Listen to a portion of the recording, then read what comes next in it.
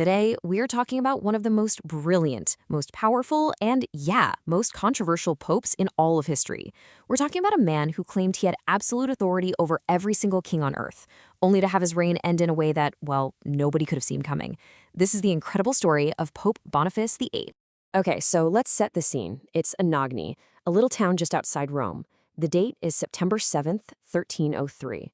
An army of mercenaries, working for the King of France, is literally storming the Pope's personal palace. They smash their way through the doors of the cathedral and burst right into the papal hall. And who's waiting for them?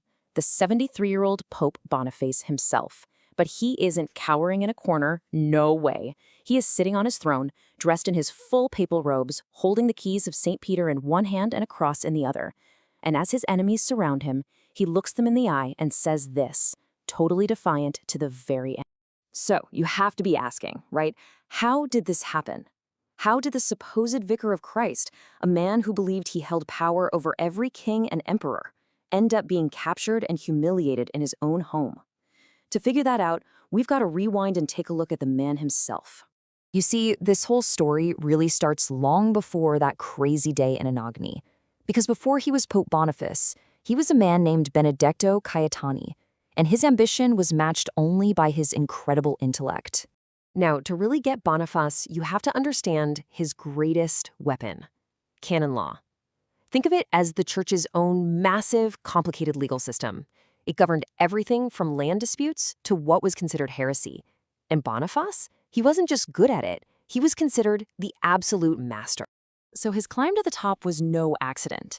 He wasn't some holy hermit pulled out of a cave, which, by the way, is kind of what his predecessor, Celestine, was. Nope.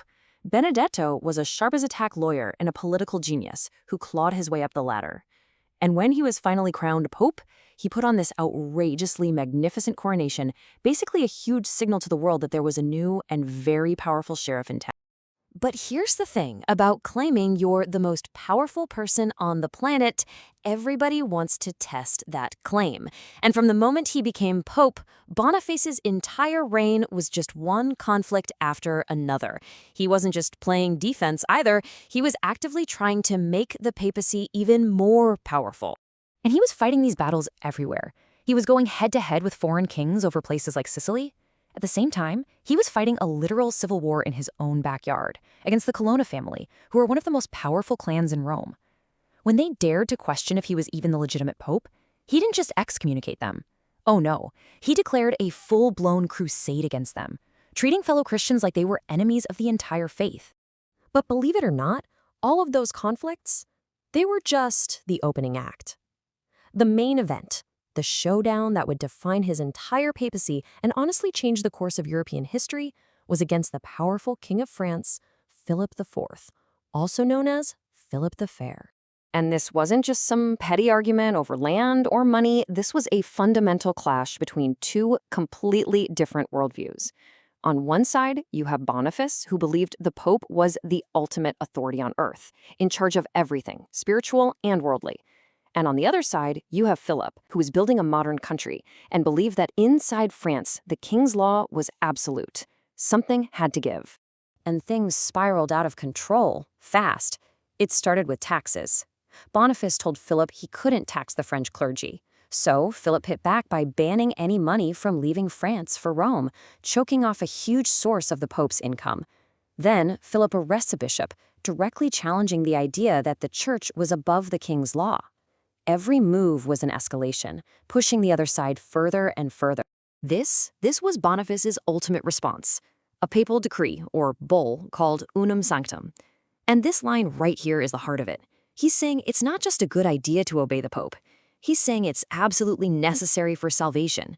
He was telling King Philip that not only was his crown subject to the Pope's authority, but his very soul was too. Philip's comeback was frankly kind of brilliant and totally shocking. He didn't get into a theological debate. No. His government just launched a massive smear campaign. They accused Boniface of everything under the sun, heresy, murder, even being a sorcerer. And they called for a church council to put the Pope himself on trial. And that plan is what led them right back to that violent morning in Anagni.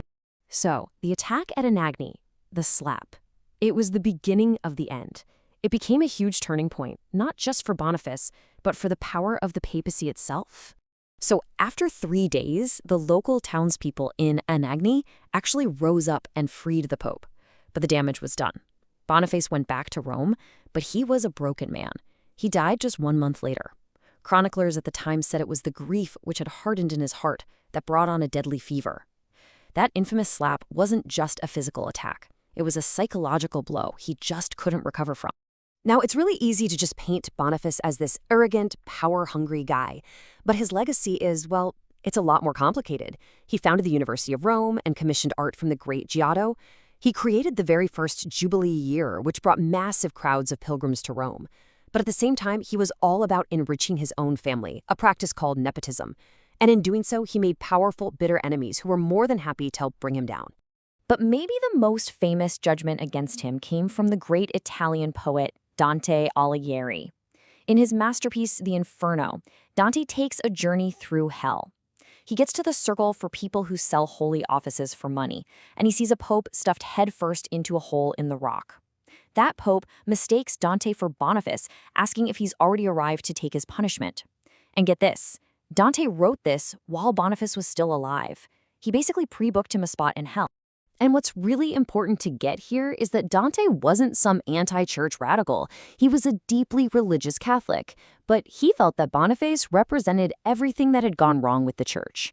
For Dante, the Pope had become too much like a king, obsessed with politics, power, and money, and had totally lost sight of his spiritual mission. So how are we supposed to see this guy? Well, historians are still pretty divided. Was he just an arrogant tyrant whose own pride was his undoing? Or was he a courageous defender of the church, standing up to greedy kings? Or maybe was he just a man out of time, the last great medieval pope, fighting a losing battle against the rise of modern nations? And really, that's the ultimate question, isn't it? His spectacular failure was a massive turning point. Never again would a pope be able to claim that kind of absolute power over kings. So was Boniface just a victim, caught in the unstoppable tide of history? Or did his own pride, his own ambition, and his own explosive temper actually cause the very downfall he was trying so hard to prevent?